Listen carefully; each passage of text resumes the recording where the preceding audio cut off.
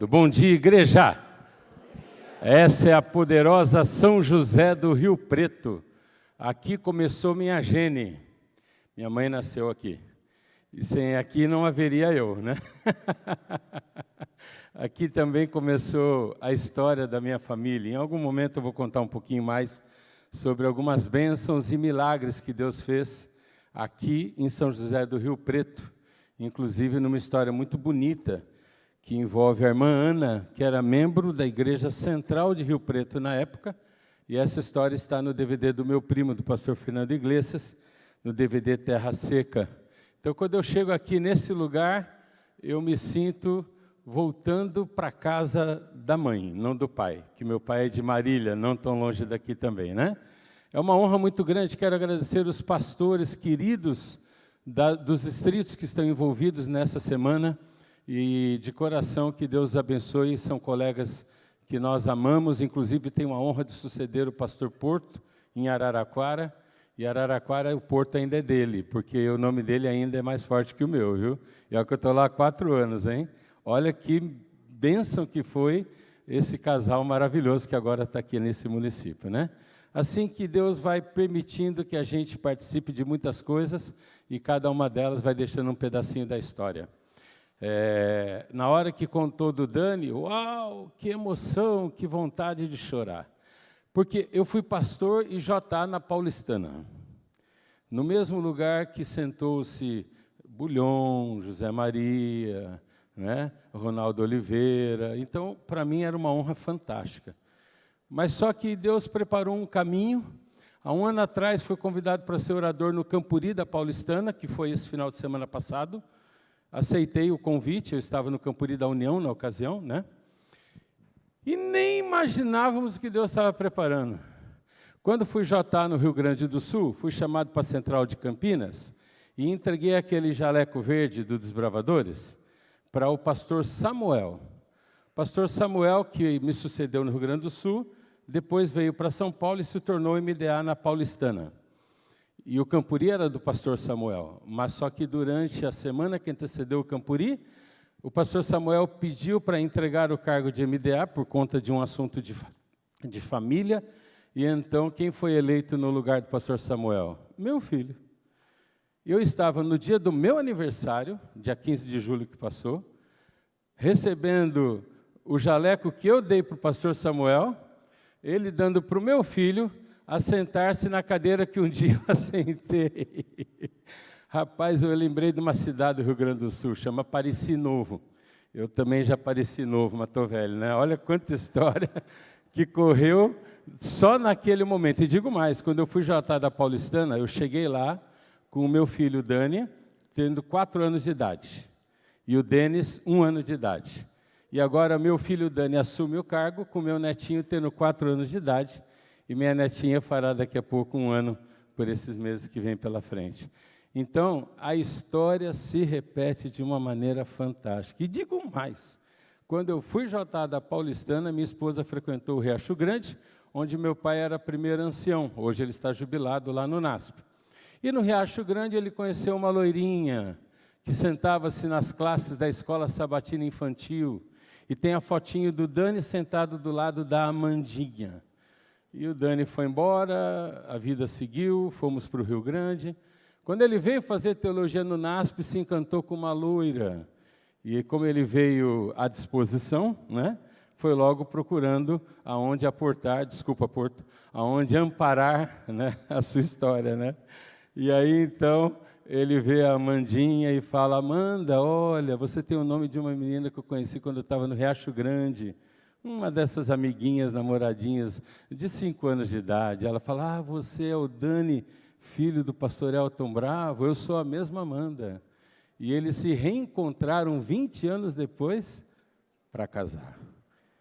Num dia dos namorados, eles publicaram isso, a foto do casal, e agora a mesma foto do casal tirada no Riacho, na posiçãozinha de um TBT, de quando eles tiraram a outra foto. E acabaram ganhando na internet como a foto mais curtida daquele Dia dos Namorados. Ganharam uns prêmios aí, salto de paraquedas, umas coisas malucas, mostrando que o mundo aplaudiu que o sonho de Deus é maior. E os planos de Deus sempre dão certo. Confie em Deus o seu caminho, confie em Deus os seus sonhos, e eles se tornarão realidade. Tire isso da mão de Deus e nada vai funcionar. Realmente, eu trouxe esse pequeno e breve testemunho introdutório para dizer para você que a semana de oração que estamos começando, aliás, o pastor Josué fez um apelo de vir todas as noites. Eu virei, pastor, toda noite. Virei com certeza. Espero que você também consiga cumprir, se possível, né? Se não puder, então curte pela internet, pelo menos, né? Mas nós vivemos uma guerra entre dois reinos, the Game of the Thrones. E essa guerra entre dois reinos é chamado pelo meio cristão adventista, porque assim foi dado pela serva do Senhor, com o título de The Great Controversy, o grande conflito, a grande controvérsia. A briga desde o céu não se trata de salvação ou perdição, se trata de um reino. Aonde Lúcifer escolheu erguer bandeira para o seu próprio reino. E convidou anjos, e ora, paz, meus senhores e senhoras, anjos perfeitos no céu perfeito, onde tudo era perfeito, acreditaram na conversa de um reino melhor. Falar um reino melhor no Brasil é fácil, por isso se elege qualquer pessoa, né? Porque qualquer coisa faz a gente sonhar com alguma coisa melhor. Agora, no céu, como que os anjos, a terça parte deles, não foi pouco, caíram na lábia de um reino melhor do que o reino de Deus. E aceitaram num diálogo maduro, onde Deus esperou amadurecer o processo, para só então convocar a grande reunião dos anjos. E colocou Lúcifer claramente ao seu lado e disse, ele está propondo um reino diferente, um reino desprovido de mim, onde ele será Deus. Deus? Como pode ser Deus alguém que não cria? Como pode ser Deus alguém que é criatura? Como pode ser Deus alguém que não vence a morte? Como pode ser Deus alguém que não tem sequer um planeta para administrar? E por incrível que pareça, a terça parte falou, eu quero seguir o reino de Lúcifer. E aí então a grande controvérsia, o grande conflito, teve que ir para o universo. Porque, pasmem os senhores, Lúcifer questionou o fato dele estar recebendo o direito de reinar, mas não ter um reino. Eu não tenho um planeta que eu possa ir. Lúcifer só podia ir em planetas inabitados. Mas era direito de todos os habitantes do mundo escolherem se queriam, assim como os anjos, seguir a Deus ou a Lúcifer. E você sabe a história, o grande lapso original, onde o planeta Terra foi o único que escolheu seguir a Lúcifer, conhecer o que é o reino do pecado. Logo que foi tirado a árvore da ciência do bem e do mal, onde deu direito a esta tremenda escolha, a história do grande conflito passou a ser focada num único planeta. Podia não ser focada em nenhum planeta habitado, e essa história já estaria resolvida. Mas quando ele invadiu o planeta Terra, a grande controvérsia deixou de ser agora a guerra entre um Deus e um farsante, um demônio. Passou a ser a guerra de salvar a humanidade criada e caída. O grande conflito não tem outra razão de não ter acabado ainda. A Bíblia diz que Deus não retarda a sua promessa da sua volta, mas Ele é longânimo para convosco, não querendo que ninguém se perca, mas que todos alcancem a vida eterna. Essa é a única razão pela qual Jesus não voltou ainda. Deus ainda está esperando que você e eu escolhamos um reino. E qual é o reino que você escolhe? Às vezes as perguntas mais simples podem ser as mais difíceis. Uma vez Elias falou para Israel, que reino vocês querem seguir? Se querem seguir ao mundo, largue Deus e siga o mundo. Mas se querem seguir a Deus, largue Baal, largue Mamon, largue o mundo e siga a Deus. E a Bíblia diz que Israel não respondeu, nada respondeu. Uma pergunta tão simples, aonde até bêbado responde. Chegue num sermão qualquer, num programa qualquer, um culto jovem, e diga assim, quem quer ir para o inferno, levanta a mão. Só o bêbado levanta se estiver dormindo, quem acordou e não sabe a pergunta. E ainda do lado vão falar, baixa a mão, é para o inferno. Essa é a segunda ressurreição, espera a primeira. Agora, por que Israel não respondeu nada se a pergunta era tão simples? É porque até hoje a humanidade, mesmo as que seguem a Deus, não decidiram que reino querem seguir. Mesmo no meio do povo chamado santo, e Cristo alertou que ele enganaria até os próprios escolhidos. Mesmo no meio da igreja adventista, batista, metodista, católica, espírita, ateu, parece que todos brincam em torno do mesmo reino do mundo e de vez em quando flertam com o reino de Deus. O que é o reino de Deus? Como eu posso ter certeza que estou escolhendo o reino de Deus? Eu vou dizer uma coisa para você, queridos. Durante a semana nós vamos tentar entender um pouco esse tema que parece tão simples, mas é infinitamente mais profundo. E se você quer uma pequena justificativa de por que ele é tão profundo, é só você entender que todos os discípulos seguiram a Cristo por 3 anos. E o tema que Jesus mais pregou foi sobre o reino, convidando, venha ao teu reino. E no final de 3 anos, nenhum discípulo tinha entendido o que era o reino de Deus. Nenhum. Pedro estava cortando a orelha do soldado. Os outros estavam fugindo de medo. Nenhum. Parecia um monte de 3 patetas. E Cristo não parou de pregar sobre o seu reino até hoje. E até hoje parece que às vezes nós brincamos de 3 patetas. Venha ao teu reino. Qual é a tua escolha? Ao longo da semana nós não vamos só falar do venha ao teu reino. Esse é o tema de hoje. A semana toda analisaremos como funciona o reino. Analisaremos como podemos estar no reino. Mas hoje, especificamente, a pergunta é, o que é o reino de Deus? Vamos compreender um pouquinho melhor? Abra a Bíblia em Mateus, capítulo 6, como texto central. Eu vou te convidar para passearmos um pouco nas Escrituras Sagradas, porque enquanto passeamos sobre as páginas da Bíblia, o Espírito Santo revela o verdadeiro reino de Deus. O reino de Deus não é feito de paredes, mas ele usa as paredes, viu, Xandão? Continue fazendo as melhores do mundo. Um beijo no seu coração.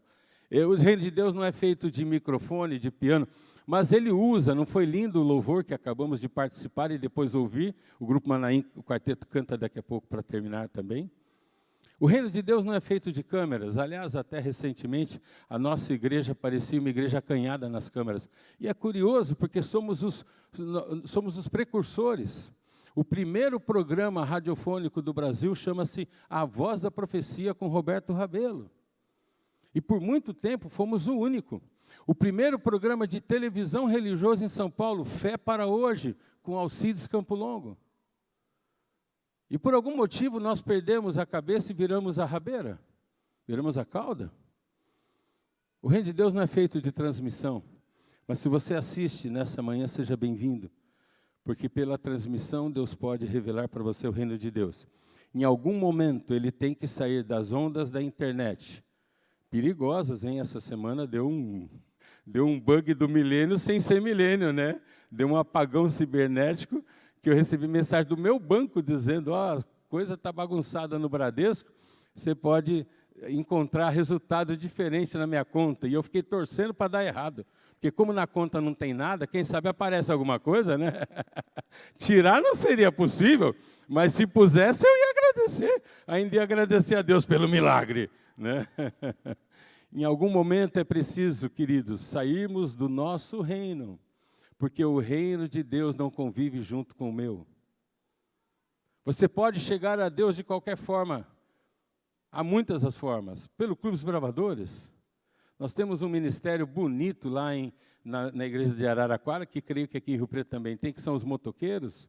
Lá é o AMM, Motoqueiros Adventistas. Tem 3 grupos desses acontecendo hoje no Brasil.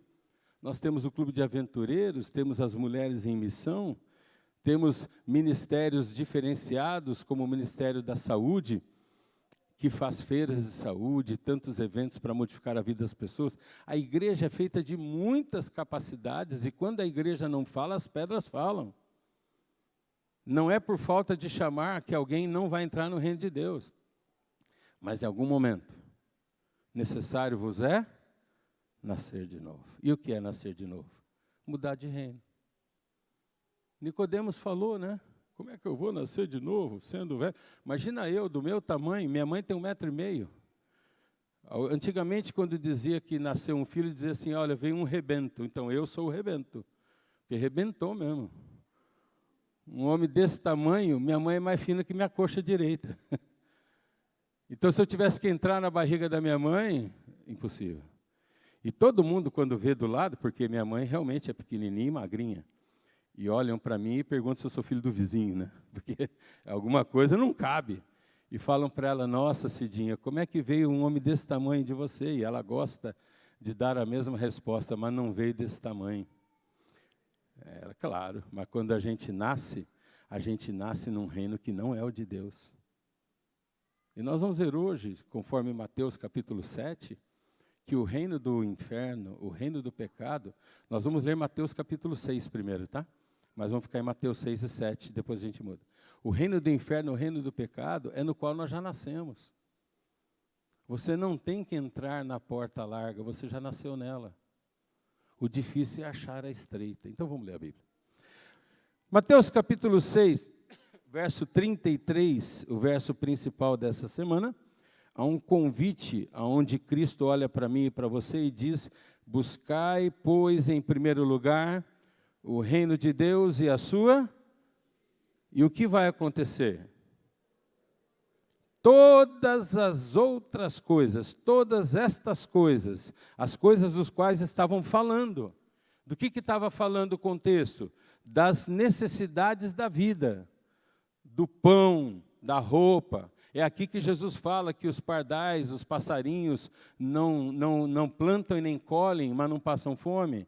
E se Deus alimenta o passarinho, alimenta você, que as plantas têm roupas mais bonitas que as vestes de Salomão, mas elas também não fizeram nunca uma costura, nunca coseram suas roupas. Então, se Deus veste as plantas, vestirá você. Então, é disso que ele está falando, dos cuidados da vida. Nos cuidados da vida não está só comer, beber e vestir.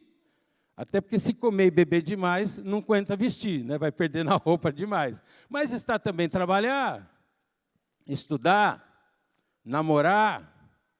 Quantos aqui já são casados? Amém. A sua família, o seu matrimônio tem que estar no reino de Deus para ser feliz. Quantos são solteiros, mas ainda não perderam a esperança? Rapaz, metade dos solteiros já não tem mais esperança, hein? Quantos são solteiros ainda? Rapaz, estão escondidos solteiros, hein? Olha, eu vou contar um segredo para você. O reino de Deus começa antes de começar o casamento. Um casamento feliz, ele não começa na escolha, começa no reino de Deus. Mas depois que o reino de Deus acontece, tem que escolher alguém que você ache bonito. Você não vai dizer que minha mulher é santa, ninguém quer casar com a Ellen White, fica tranquilo. Ninguém mostra a radiografia para dizer que ela é boa, feliz, saudável por dentro. Você quer ver um bonito por fora. O homem tem que ser bonito, a mulher tem que ser bonita, aos olhos de quem o escolhe. Minha mãe disse que não há feio no mundo. Se você tem dúvida, pergunta para sua mãe. Você é bonito, você é bonita. Então, há esperança em Israel. Mas para isso, lembre-se, Deus não escolhe o seu cônjuge. Ele te convida para o reino de Deus. Sansão foi o bobo que escolheu de fora do reino de Deus. O homem mais forte do mundo não controlou um músculo, de tantos músculos que ele tinha, que é o coração. E a catástrofe foi a vida inteira dele. Se você não escolher dentro do reino de Deus, você escolheu por sua sorte e risco. Então começa já a buscar no reino de Deus a pessoa que fará com você uma vida feliz. Então, os cuidados da vida envolvem tudo, até troca de carro, casa que mora. Buscai, pois, em primeiro lugar o reino de Deus, e todas essas coisas vos serão acrescentadas. Portanto, não vos inquieteis com o dia de amanhã, O amanhã trará os seus cuidados, basta ao seu próprio dia, basta a cada dia, perdão, o seu próprio mal. Então note, qual é a primeira coisa que nós aprendemos pela boca do Senhor Jesus, porque essa palavra foi de Jesus. É Ele mesmo que falou no Sermão da Bem-aventurança. Capítulo 6 e 7 está todo dentro do Sermão da Bem-aventurança. É que o reino de Deus resolve os seus problemas, porque Deus, quando Ele é rei, Ele não cobra imposto, mas Ele cuida dos seus filhos. O reino de Deus é o reino de um pai, o teu Criador. Alguém, por acaso, tem dúvida de quanto o pai, a mãe, gosta de alimentar o filho? Algum dia você falou, mãe, estou com fome, já deu meio-dia, estou com uma fome, e ela fala, você não trabalha, você não paga, ainda quer comer? E olha que hoje alguns mereciam, né? Porque está passando os 30 aí e continua falando, mãe, estou com fome, né? Cara, pelo menos disfarce e pede um iFood, né? Já que não quer sair de casa, né? No reino de Deus, Deus tem prazer em cuidar de você. A primeira grande revelação é que todos os cuidados da vida de quem está no reino de Deus é um problema do rei. Segunda grande revelação vem no verso 24, também de Mateus 6. Ninguém pode servir a dois senhores, porque ou há de servir e aborrecer a um e amar o outro, ou devotará a um e desprezará o outro. Não podeis servir a Deus e a Mamon. Outra tradução, a Deus e as riquezas. Outra tradução, a Deus e ao mundo. É a segunda grande revelação do reino de Deus. O reino de Deus não aceita jogo dividido. Eu não posso estar em dois reinos ao mesmo tempo. E talvez o grande desafio para nós que estamos na igreja adventista, especialmente aqueles que são adventistas há tantos anos, eu nasci na igreja adventista, não é escolher largar o mundo, mudar de reino do mundo, porque a maioria nem percebeu que vive no mundo, quando vive. A grande dificuldade é abrir mão do meu reino. O meu reino não é o reino de Deus. E aqui eu faço como uma frase definitiva. Nunca o seu reino será o reino de Deus. Nunca. Se você quer participar do reino de Deus, tem que abrir mão do seu reino. Lembra que Jesus falou, quem quiser vir após mim, negue-se a si mesmo. Depois tome a sua cruz e siga. O reino de Deus não é composto de dois senhores. Não importa se um senhor é a riqueza, é a vaidade, se são os cuidados da vida, ou se é Satanás, se é outra igreja, outro modo de seguir a um Deus que não está na Bíblia, ou se sou eu. Aliás, Ellen White diz que o pior inimigo, o maior aliado de Satanás contra a nossa vida é o eu. É o mais difícil de vencer. Então, uma grande verdade aqui, o reino de Deus não aceita jogar dividido. Terceira grande verdade, versos 13 e 14. Entrai, pois, pela porta. Preste atenção no verbo que nós vamos analisar, por isso eu peço que você me ajude a ler o texto. Entrai, pois, pela porta, porque larga é a porta, espaçoso o caminho que conduz para a... E muitos são os que... Eu vou repetir não porque você não está falando, é para afirmar. E os que...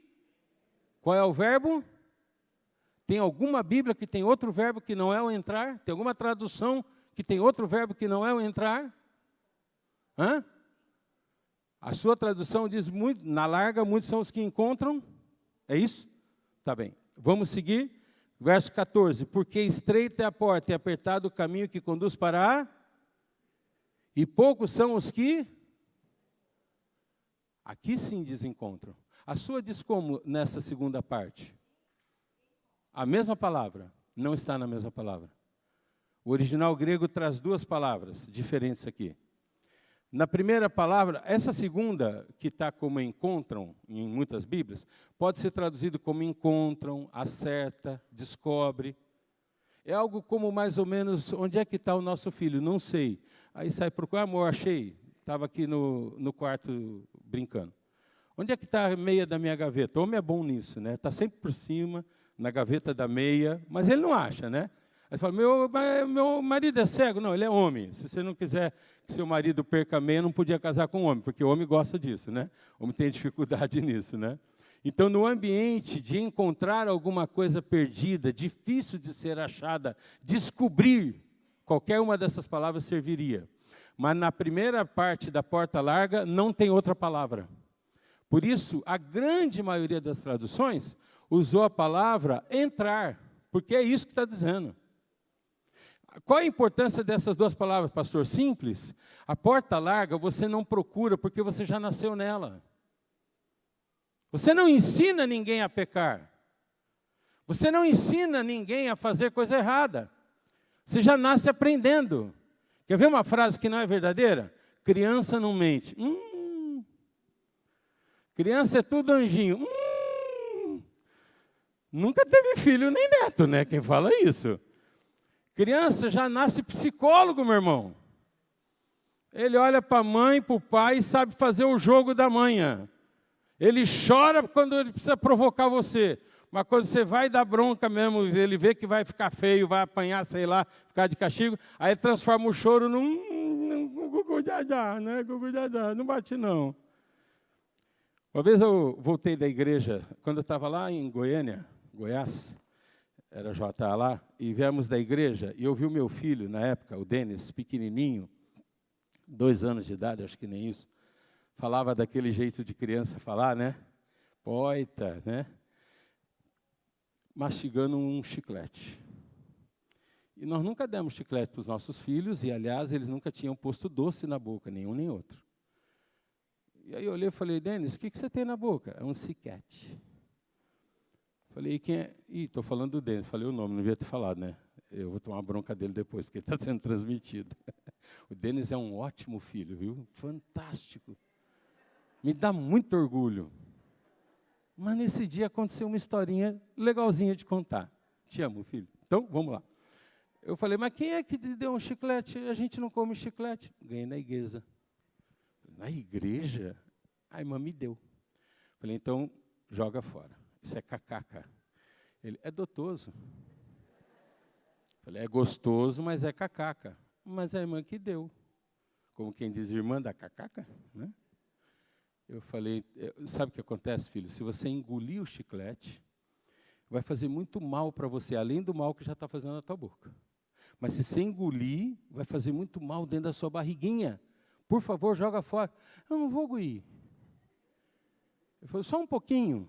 Eu jogo. Eu falei, então, um pouquinho. Eu vou contar 1 minuto no máximo. Se você não jogar antes, eu vou falar para você jogar. Daí eu fiquei de olho nele, né? E ele lá, sentado no chão, brincando. Quando ele parou de mastigar, eu olhei e falei assim, filho, você engoliu o chiclete? Na hora, não. Tá aqui, ó. Eu falei, mano, engraçado, eu vi ele engolir, como é que voltou? Eu não conseguia admitir que ele conseguiu tão rápido pensar numa cena tão bem feita, enfiar a língua na bochecha que adulto faz, mas achava que criança não fazia, e falar com uma naturalidade que convence até quem viu ele engolir. Tá aqui, ó. Você está mentindo. Ah, não está não. É o chiclete. É o chiclete. Falei, então, daqui para mim. Não, eu vou jogar fora. Está na hora de jogar fora. Ele levantou e foi para a cozinha. Aí voltou e falou, pronto, papai, já joguei fora. Falei, você não jogou fora. Você engoliu, eu vi. Joguei. Aonde? No lixo da cozinha. Então vai lá e pega, quero ver. Quer ver na minha mão? Ele não pestanejou, falou, tá bom, vou lá pegar. Ah, eu vi errado. Ele foi, voltou e falou, misturou tudo. Não é possível. Eu fui lá, peguei o lixo da cozinha, pus no chão, abri o lixo, falei, fuça até achar. E na minha época, a gente tinha um negócio que hoje em dia não pode falar, mas eu sou velho, eu posso falar. Senão vai apanhar. Naquela época, a gente usava esses métodos, sabe? Hoje em dia é meio complicado. Não quero entrar nessa polêmica, mas está na Bíblia, na vara de marmelo ainda, né? Não fala do marmelo, fala só da vara. Marmelo é uma inserção minha, porque é melhor, ela não quebra. Dá para vergar melhor, né? Mas não vamos entrar por esse caminho. Ele olhou no lixo que eu mandei ele fuçar, olhou para mim e falou assim, mamãe não deixa mexer no lixo. Falei, mas eu sou seu pai e estou mandando. Mamãe vai ficar brava. Falei, não tem problema, eu sou seu pai, eu estou mandando. Você vai fuçar até achar, ou vai apanhar, não tem conversa. Tá bom. Aí ele mexeu. Meu irmão, eu vou resumir, porque o sermão não é sobre isso. Mas deu uma meia hora mexendo, e eu falando, e ele... Até que eu fiquei no limite do limite da tampa de um pai que sabe que está sendo enganado por um filho que pensa que é mais esperto. Virei o lixo de ponta cabeça na sala. Casca de banana, laranja. Falei, agora você acha... Opa, o microfone. Agora você acha, senão apanha. Ele, mas papai, me destruiu tudo, pai. Não dá para passar, me destruiu, papai. E quem entra nessa hora? Vocês estavam lá? É isso. E adivinha o que ela falou quando ela viu? Denis, não mexa no lixo. Ele, com uma alegria, olhou e falou para ela assim, foi papai que mandou. Como quem diz, bate nele, antes que ele bata em mim. A Miriam olhou e falou, amor, você está mandando ele fuçar no lixo? Eu falei, ele está mentindo, ele engoliu um chiclete. Não engoli, mamãe. Ela olhou e falou, Denis, você engoliu ou não? Não engoli. Eu falei, então, bem, não engoliu. Eu falei, amor, agora é aquela cena que a gente combinou, onde um não tira a autoridade do outro. Depois a gente vai para o quarto, você vai falar o que você quiser, mas agora, por favor, não fale nada. Se ele não achar o chiclete, que eu sei que ele engoliu, porque eu vi, ele vai apanhar. Aí ela olhou e falou, tá bom, Denis, mexe no lixo. Acho que ele falou, meu anjo da guarda me abandonou. E ele continuou mexendo, irmãos, por quase meia hora ainda na frente da minha mulher. Chegou um momento que eu catei ele pelo ombro e gritei e falei, Denis, o que me magoa, o que me chateia já não é mais o chiclete, filho, é a mentira. Você está servindo a Satanás, meu filho. Não minta. Quem te ensinou a mentir tão bem? Você engoliu o chiclete ou não engoliu? Ele olhou e falou, eu engoli. Eu não sabia se eu fazia o que mais. Eu abracei porque eu já estava chorando. E chorei com ele e falei, obrigado por falar a verdade, filho. O chiclete faz mal, mas a mentira mata. Quem é que ensina? Porque meu filho não é um diabinho não, hein? Todo filho é bom quando está dormindo. Quando acorda, às vezes desencarna. Quem é que ensina o menino criado desde pequenininho, quando grávida ainda, já ouve a liçãozinha, já faz oraçãozinha? Aonde que aprende isso? Já nasceu sabendo. A Bíblia chama isso de natureza. Natureza. E quem é que tem ela? Paulo diz, todos somos pecadores, e todos carecemos da graça de Deus. Entrai pela porta larga é um alerta, não é um convite. Tanto que ela diz, ela é larga, não é porque ela é boa, porque muitos entram por ela e vão para a perdição. Aí vem o convite, por favor, encontre a porta estreita. Acerte, porque ela é a única que te leva para a salvação. Queridos, eu preciso ir para o finalmente, e eu quero avançar, então, alguns capítulos para Mateus, capítulo 17. Eu não vou ler exatamente um texto de imediato, daqui a pouquinho eu leio já para encerrar. Mas eu quero fazer com você uma análise rápida aqui em Mateus, capítulo 17. Abriram? Essa é a última análise que a gente faz, tá bom? Já estamos indo para o finalmente.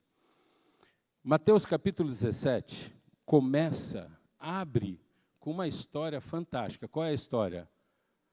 Transfiguração. É aquela história que nada mais, nada menos do que Moisés e Elias descem do céu, vivos, para falar com Jesus. Os maiores profetas já existentes em Israel. Alguns discípulos viram, mas não conseguiram ficar sequer acordados. E enquanto eles desceram do reino dos céus para o reino das trevas, para conviver e confortar Jesus, os discípulos não só não viram, como acabaram dormindo algumas vezes. E finalmente, quando eles perceberam o que estava acontecendo, porque Jesus acordou várias vezes, eles chegaram a sugerir, vamos armar uma barraquinha, dorme você e seus amigos nela. Deixa Moisés e Elias dormir aqui. Eles sequer falaram, Senhor, Moisés, olha, eu achei que ele estava morto, achei que ele foi ressuscitado e levado para o céu, conforme a Bíblia diz. Como é que Moisés apareceu? Elias foi trasladado vivo numa carruagem. Como é que ele... Não, os discípulos não deram bola. É como se tivesse João e Maria visitando Jesus. Como se tivesse Maria, mãe de Jesus, e Maria, mãe do Tiago, batendo um papinho. Porque naquele momento só uma coisa importava. Deixa eu dormir, não me incomoda. Senhor, faça uma barraquinha aqui para eles. Fazemos um acampamento. Assim eles dormem aqui, o Senhor fica feliz, para de nos acordar e amanhã de manhã a gente vai ver o que aconteceu. Entendam como o reino das trevas cegam contra o reino de Deus. Mas só que a Bíblia continua na sequência do capítulo 17, contando uma outra história. É a história aonde diz aqui na Bíblia que Jesus predisse a sua morte e a sua ressurreição. E quando Jesus predisse a sua morte, então, de alguma forma, os discípulos ficaram preocupados com a sua morte, mesmo tendo ouvido que ele ressuscitaria. E não deram grande importância. Se Jesus falasse para mim, e eu fosse um discípulo daquela época, porque nós temos o Evangelho, nós temos a Bíblia, eles não tinham nada disso. Olha, eu estou aqui com vocês, mas eu vou morrer. Mas depois de morto eu vou ressuscitar. Me permitam. O que Jesus contou de novidade? O que ele contou de novidade? A morte? Todo mundo morre. O que ele contou de novidade? Claro. Se eu falar para vocês, irmãos, um dia desse eu vou acabar morrendo. Você vai falar, tá bom, gordo assim vai morrer logo. Na Covid falaram para mim essas coisas. E eu peguei Covid e não tive nem sintoma. Mas outro dia a gente fala desse comportamento, que não é do reino de Deus, mas não é hoje. Agora, se eu falar para vocês, irmãos, eu vou morrer durante essa semana, mas fica tranquilo que o sermão de sábado eu faço, porque eu vou ser ressuscitado. Aí alguém vai me pegar na porta e falar, pastor, está loqueando? O senhor usou um baseado? Qual foi? O senhor tem certeza que o senhor é um pastor mesmo? Os discípulos sequer fizeram uma pergunta. Senhor, que história é essa que o senhor vai ressuscitar? E Jesus percebeu isso. Note. Logo na sequência que Jesus predisse sua morte e ressurreição, existe a história que eu falei da transfiguração, porque a morte e a ressurreição está primeiramente escrito em Mateus capítulo 16, versos 31 em diante, ok? Aí depois da transfiguração, vem a vinda de Elias, e aí acontece um episódio do verso 14 em diante, muito curioso, especialmente do verso 14 a 16, conta que um jovem, possuído pelo demônio, o pai procurou Jesus dizendo, Senhor, meu filho se atira no fogo, meu filho se atira na água, e aí vem a informação mais relevante. Por diversas vezes trouxemos para os seus discípulos, mas eles não foram capazes de libertá-lo. E Jesus olha para aquele pai, olha para os discípulos e diz, geração incrédula, até quando eu vou estar com vocês? Eu resolvo esse problema fácil, mas eu dei poder para vocês resolverem em meu nome. Não tem fé, não? Traz o menino aqui. E Jesus devolveu o filho são, curado. Mostrando qual é o tamanho do poder do reino de Deus, preste atenção, sobre o reino das trevas. Ali claramente estavam os dois reinos se degladiando. E os discípulos mostraram que eram impotentes contra o reino das trevas. Eu vou falar uma coisa para você. Se eu falar que eu vou contar uma história de possessão, metade vai querer ir embora, outra metade vai querer ouvir o que o diabo falou. Ao longo do meu ministério, infelizmente, acho que todos os pastores já tiveram essa experiência, já teve muitas vezes que eu tive que lidar com o demônio. Muitas. Ele existe, ele possui. Mas há uma coisa que eu aprendi. Eu sou mais fraco que o demônio. E sirvo a um Deus que é mais forte do que eu e do que o demônio. Então a gente não enfrenta o reino das trevas com capacidade, com teologia, com estudo. Sabe uma coisa que ninguém aprende no teológico? Aliás, eu quase que peço vontade de pedir uma salva de palmas para o Marlon, né? Que coisa linda ver o Marlon aqui hoje. Eu vi um pastor falando na lição já, né? Olha, ele já está quase pronto para pegar o ministério. Deus seja louvado. Mas lá no teológico, sabe o que a gente não aprende? Como expulsar demônio. A primeira vez que um irmão vê a gente lidando com isso, quase todos perguntam, pastor, mas como é que é? Uma vez expulsei um demônio, o irmão que foi expulsar, estava com uma Bíblia preta. E o demônio olhou e falou, eu não saio com quem tem Bíblia preta. Eu não sabia disso, mas eu estava usando uma Bíblia de Thompson, na época, que a capa era marrom. E aí, quando eu orei e tal, o demônio foi embora, o irmão veio e falou, pastor, por que o senhor nunca ensinou para a gente que para expulsar demônio não pode ter Bíblia preta? Porque não é verdade. Ele falou, não, mas o demônio falou. Eu falei, ele é o pai da? Você vai aprender com ele o que ele falar? Sabe, queridos, quando Jesus estava ali lidando com aquele endemoniado, ele lidou claramente na guerra que ocorre todos os dias. Pior do que o endemoniado é aquele que se entrega para o demônio sem estar possuído. Muitas vezes nós lidamos à mercê do demônio, entregando a ele o nosso livre-arbítrio, antes estivesse possuído, porque é só libertar e você sai para fazer a obra de Deus. Mas é difícil achar hoje pessoas que verdadeiramente não entregam em nenhum momento a sua vida para o inimigo usá-la. Se tem uma coisa que não cabe no reino de Deus, é um jovem adventista que tem uma internet que não é adventista. Tem uma rede social que não é adventista.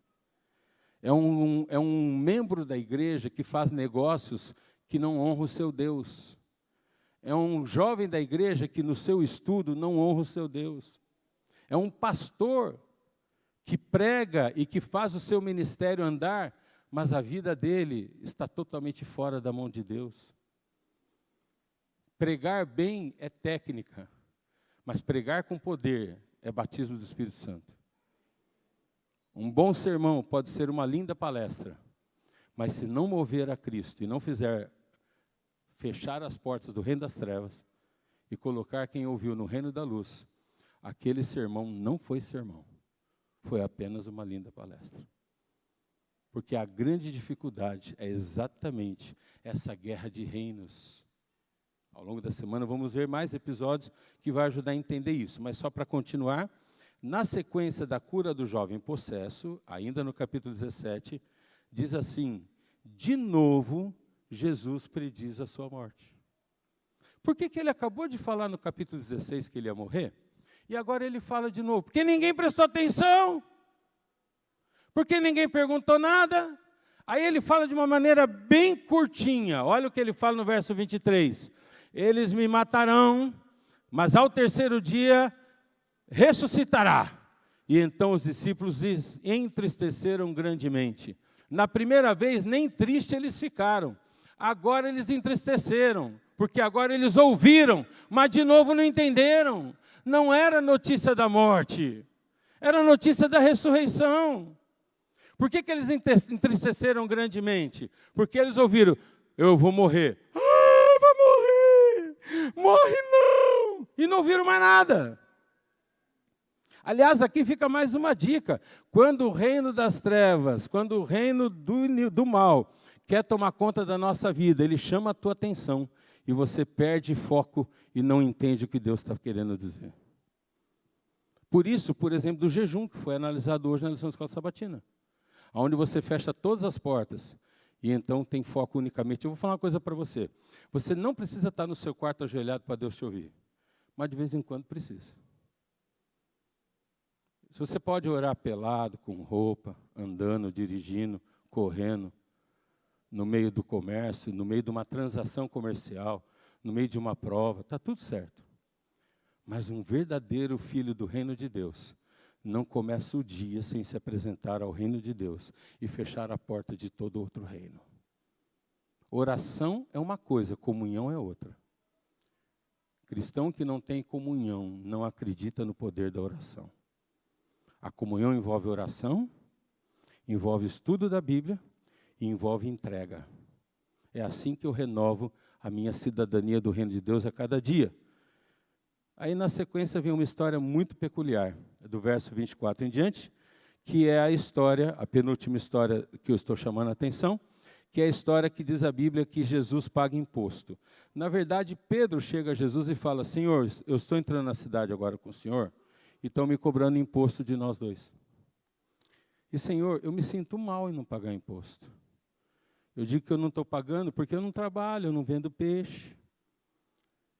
Eu devo pagar imposto? O Senhor não tem como fazer um milagre desses bacanas que o Senhor faz e fazer com que não cobre a gente? E Jesus falou: não, dá a César o que é de César, dá a Deus o que é de Deus. É justo pagar imposto.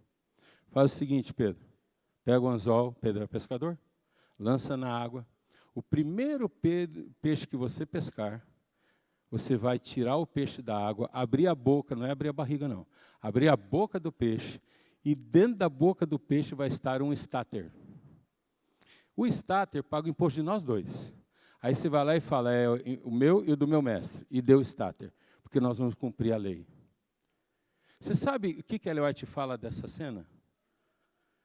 Sabe o que aconteceu por causa dessa cena? Os discípulos começaram a querer deixar Jesus, porque disseram: ele só ama Pedro. Ele só quis pegar moeda para pagar imposto dele e de Pedro. Nós nada, né? Por causa dessa cena, lá na frente, Jesus demorou para visitar Lázaro, porque ele queria que Lázaro morresse, é assunto para outro dia. E se ele tivesse presente, Lázaro não morreria, ele fala isso claramente. E os discípulos, naquele momento, fecharam a ideia. Vê como ele é? Ele abandonou o amigo Lázaro porque não é interessante. O dia que nós não servirmos mais, ele vai nos abandonar. E eles já começaram ali, naquela notícia de Lázaro, em que ele demorou, nesses 3 dias que ele demorou, eles começaram a organizar uma rebelião, os discípulos. E só abriram mão da rebelião, porque quando Jesus chegou lá, Lázaro estava morto e ele ressuscitou. Porque em nenhum momento eles entenderam que é o reino de Deus. Ora, Pedro, põe um anzol, pega um peixe, vai pegar um peixe. O primeiro peixe que você pegar, você vai abrir a boca e dentro da boca do peixe vai estar uma moeda e é um estáter essa moeda. Meu irmão, não é isso que devia chamar a atenção dos discípulos? Vai ter uma moeda na boca do peixe. E no meio de tanto peixe que mordeu meu anzol, é o que já está de boca cheia, cruzou de boca vazia querendo comer minha isca. Senhor, isso não vai acontecer. É isso que devia acontecer. Mas mais uma vez, distraídos pelo reino que não é o reino de Deus, os discípulos somente interpretaram o quê? Pagou o imposto só dele e de Pedro. Não entenderam que eles viram um milagre. Não há aqui coincidência. Não há técnica de pescaria. É um milagre. Você já pescou algum peixe algum dia na tua vida? E algum dia algum tinha uma moedinha de 1 centavo que fosse? Já aconteceu de você dizer: peixe, você é o cara da moeda, hein? Abriu e falou: tá aqui, ó. E deu o cofrinho? Meu irmão, era para os discípulos que são pescadores e entendem de... Você percebe quantas pistas Deus deu sobre o reino de Deus? Mas qual foi a frase que saiu da boca dos discípulos? No ato seguinte, abre-se a última história que eu vou narrar, que é o começo do capítulo 18, dizendo: naquela hora, quando eles se aproximaram de Jesus, os seus discípulos, e perguntaram: Senhor, porventura, quem é o maior no reino de Deus? O que eles aprenderam do reino de Deus? Nada. Quem perguntou isso não foram os escribas, não foram os fariseus, não foram nenhum dos inimigos de Cristo que a Bíblia tanto fala. Os discípulos viram tudo isso acontecer e olharam, e no meio do ciúme da moeda para Pedro: Senhor, quem é o maior no reino de Deus? E Jesus então chama uma criança. Por que ele chama uma criança? Porque já naquela época, criança não tem voz. No meio da roda dos adultos, criança só ouve uma frase: fica quieto que agora estou conversando. Não que hoje aconteça isso na porta da igreja: pai, vamos embora, fica quieto, agora estou conversando, vai para lá. Não, isso não acontece mais, mas antigamente as pessoas faziam isso com as crianças. Então, é tão insignificante que no ambiente bíblico nunca está contado quantas crianças tinham.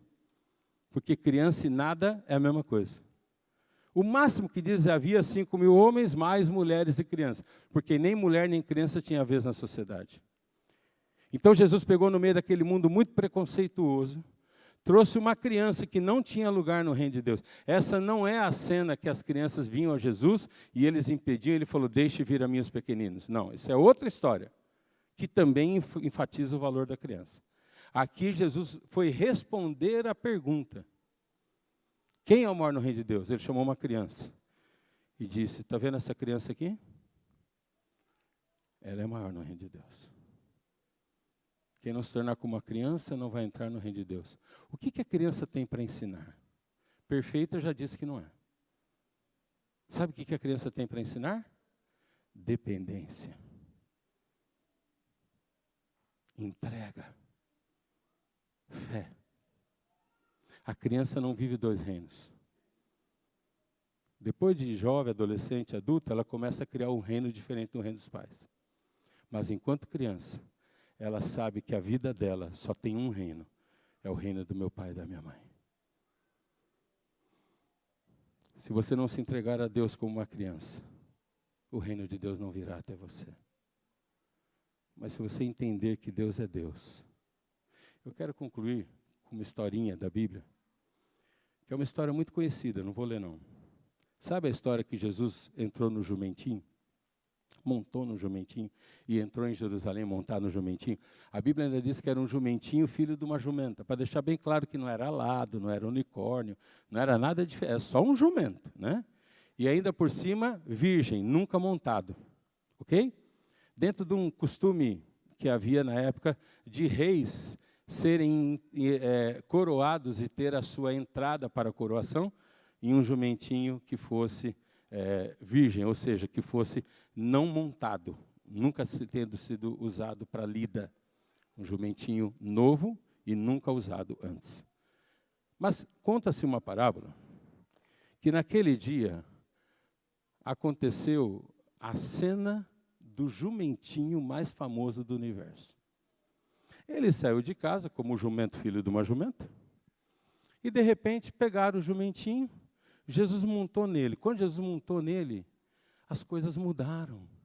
A Bíblia diz que onde o jumentinho ia passar, as pessoas tiravam sua capa e jogavam na poça d'água para o jumentinho não sujar a pata. O jumentinho chegou em casa e falou, manhinha, sou o jumento mais famoso de Israel, sabe não? Falei, é mesmo, filhinho? O que aconteceu? Ele falou, eu saí de casa hoje, manhã. Olha, tiraram o selfie, passaram o gel na minha crina, botaram o tapete para eu pisar em cima, e todos me aplaudiam, até pegaram umas plantas de palma e fazia tudo uns negócios bonitos assim, e quando eu ia passando, dizia, o irmão dele chegou e falou, ô, Júnior, onde é que você está? Vamos brincar? Brinco não, agora sou famoso. Agora virei internauta, sou influencer. Sou o jumento mais famoso da internet. Então, a partir desse momento, eu não brinco mais, porque eu não posso desgastar a minha belezura. Vou até escovar o dente todo dia. Levantou no dia seguinte, pegou a escova que ele tinha arrumado, passou gel na crina, abriu o seu melhor sorriso, e saiu pomposamente olhando para todo mundo. E ele ouvia dizer assim, passa, jumento. Sai daqui, seu jumento. Ele voltou sem uma selfie, sem um novo seguidor, sem um like na internet. Quando ele chegou em casa, ele falou, manhinha, sabe o telefone de um psicólogo? Estou em depressão. Por quê? Porque eles me enganaram, manhinha. Disseram que eu era bonito, famoso, mais bonito de todo mundo, e agora sou desprezado, mais desprezado de todos os jumentos. Filho, é que você não aprendeu o segredo do jumento. Quando Jesus montou em cima de você, você deixou de ser só um jumento. Você era um jumentinho carregando o Salvador do mundo. Então você era o mais importante do mundo. Mas quando Jesus desceu, você voltou a ser só um jumento. Entendeu? Sem Jesus, você não é nada além de um jumento. Mas no reino de Deus, você é o herdeiro da vida eterna. Não se entregue por pouca coisa. Não se venda por uma mentira. Não troque os céus por lixo. Não troque de Salvador. Porque só um te dá a ressurreição, a vida, porque Ele te amou tanto que morreu para te salvar. Venha para o reino de Deus. Esse é o convite que eu faço a você nessa semana. O quarteto vai cantar agora, o Quarteto Manaim. Enquanto o quarteto canta, como é o primeiro dia da semana, é uma boa hora para a gente fazer aquela autoanálise.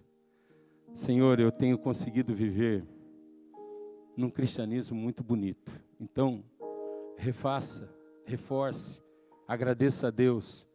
Firme-se ainda mais como cidadão do reino.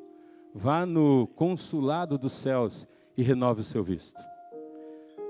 Senhor, ninguém esconde nada do Senhor. Eu estou aqui na igreja hoje, mas a minha vida não pertence mais nem à igreja, nem a Ti. Essa semana é semana de libertação. Eu não me importo com o seu sexo, eu não me importo com suas escolhas, eu não me importo com o que você fez hoje, nem ontem, nem antes de ontem. Porque o Deus que está nos trazendo aqui toda essa manhã e vai trazer essa semana, é o Deus que vence qualquer pecado. É o Deus que vence qualquer batalha. Uma coisa que é clara é que no reino de Deus não há derrota, só há vitória. Mas a vitória do reino de Deus não está no súdito, está em Deus. Sabe, querido, a grande lição de hoje é que o reino de Deus não é um lugar, não é uma escolha. O reino de Deus é Deus. É Deus. Sem Deus não há reino de Deus. Mas com Deus o reino é perfeito. O céu, vamos falar do céu. Mas lembre-se, o céu não é o paraíso. O céu não é a nova terra. O céu é Jesus. Aonde Jesus estiver, o céu será ali. Mas onde Jesus não está, não tem céu. Onde Deus não está, não tem reino. Por isso, nessa manhã, eu já quero começar pedindo a Deus que me liberte dos meus reinos, das minhas mentiras, das minhas fraquezas. Me reforce nas minhas escolhas certas, mas não porque eu quero escolher certo, eu não sou capaz.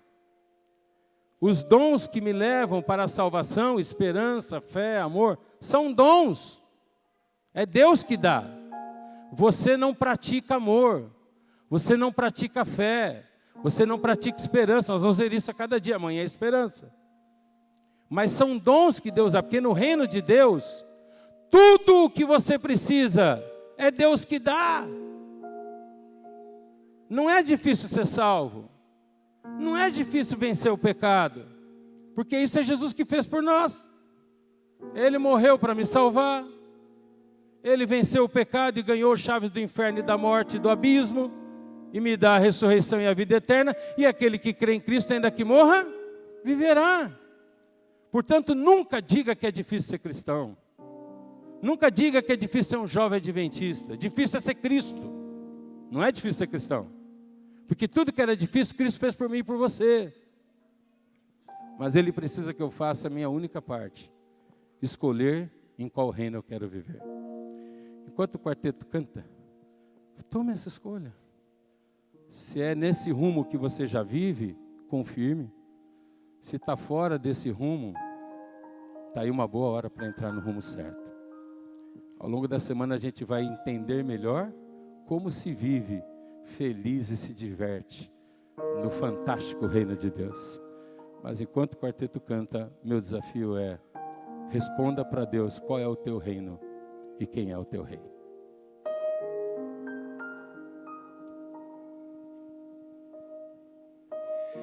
Quero ter em minha vida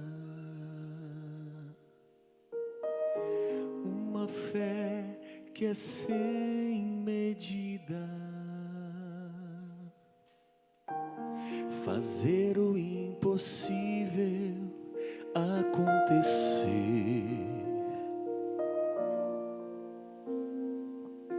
Quero aprender a cada instante, ser mais sábio, confiante, dedicando meus talentos ao serviço do Senhor. Ó Senhor, bem me conheces, os meus pecados tu esqueces. Sei que posso ter o teu perdão. Quero ser, meu Pai eterno, obediente, ser teu servo e mostrar ao mundo inteiro que para sempre é Senhor. Eu creio em ti, posso sentir conforto, abrigo e paz nos braços teus, ó meu Senhor. Eu creio em ti, em teu poder, o teu amor é sem igual. Senhor meu Deus, Senhor meu Deus, Senhor meu Deus, Senhor meu Deus.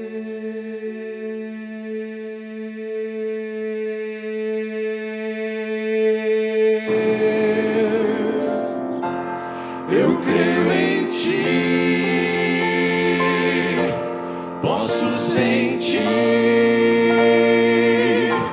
conforto, abrigo e paz nos braços teus, ó meu Senhor. Eu creio em ti, em teu poder, o teu amor é sem igual.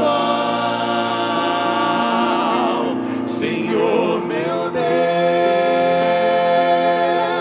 Senhor meu Deus, Senhor meu Deus,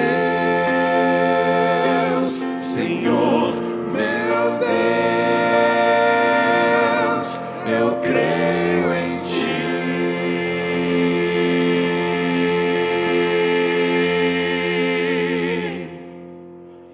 Amém. Deus seja louvado, Manaim. Você pode ficar em pé para orarmos? Durante essa oração vai ser a oração de você agora cantar a Deus o que o Manaim acabou de cantar. Eu creio em ti, me entrego a ti, porque eu não sou nada nem ninguém. Mas uma coisa eu sei quem é meu Deus. É por Ele que eu escolho, é a Ele que eu me entrego. Venha o teu reino. Vamos orar? Deus de amor e Pai, nesta manhã estamos iniciando uma semana de oração jovem, uma semana de oração de consagração, de escolhas, de entregas. Mas, Senhor, a igreja e tudo que nela tem, a religião e tudo que nela tem, tudo que envolve a religiosidade, não vale nada sem antes decidirmos quem é o nosso Rei. Porque os valores da religião que a gente quer ter, nós não somos capazes. Quantas vezes decidimos o que não entregamos, prometemos o que não cumprimos, e até somos sinceros, mas somos incapazes. Mas diante da Tua palavra, aprendemos que no reino de Deus, não é a nossa força que traz a vitória, porque não é dos fortes a vitória, nem dos espertos. A vitória é um dom, é um gift, um presente. E o presente maior de todos o Senhor deu quando nos deu de presente o seu Filho amado Jesus. Por isso, Senhor, nessa manhã, queremos declarar para que todo o universo ouça. Queremos abrir o coração e falar com letras e sons que todo mundo compreenda. Que só temos um Deus, que escolhemos o teu reino e não queremos outro reino, nem o reino do mundo, nem o reino das riquezas, nem o reino de Mamon, nem o meu reino. Abra, Senhor, a minha mente para conseguir vencer a mim mesmo, para que Jesus seja o único a reinar no meu coração. Porque se o Senhor não se assentar no trono do meu reino, eu não conseguirei entender e nem seguir o teu reino. Então eu abro mão do meu trono, eu abro mão da minha escolha, eu abro mão dos meus sonhos, porque eu descobri, Senhor, que tudo que é bom vem de Ti, não vem nada bom de mim. A natureza pecaminosa estragou a minha cabeça, deturpou a minha alma, corrompeu os meus gostos. Então, Senhor, nessa manhã, declaramos para todo o universo saber: em minha vida, Jesus é o Senhor. Na vida do teu povo só há um Deus, por isso só há um Rei. Sejas Rei da nossa vida. Dá-nos vitória sobre toda e qualquer luta que temos a enfrentar. Mas faça de Jesus o nosso único e suficiente Salvador. Porque é em nome dele que oramos. O Cristo que morreu, ressuscitou e hoje vive e reina para todo sempre. Amém. Amém.